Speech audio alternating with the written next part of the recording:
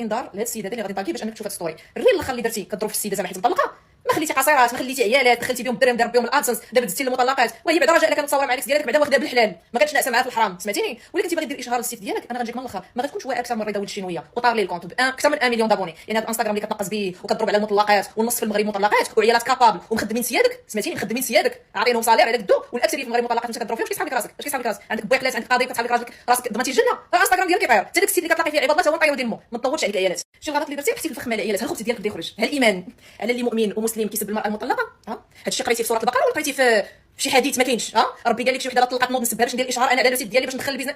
واه على ايمان اسيدي، على ايمان، على ايمان. انت اكبر نصاب في السوشيال ميديا باسم الدين، باش انت ما دويتيش على المراه راه ما كيطلعش لك الريش. حتى شنو هما المواضيع ديالك كاملين من نهار بديتي؟ المراه، زواج المراه، المراه المضافه، المراه القاصره، التعدد، الارث، شتي انت الداخل ديالك ما كرهتيش تشد المراه تعيد لها الحقوق ديالها كاملين ودير لها النقاب ياك ولا دير لها الحجاب وتخشيها في واحد الحكم وتجبدها غير باش تنكحها، انت اللي تنكح ماشي حتى هي النكاح ما ديروش، انت اللي تنكحها وتغتصبها وترجع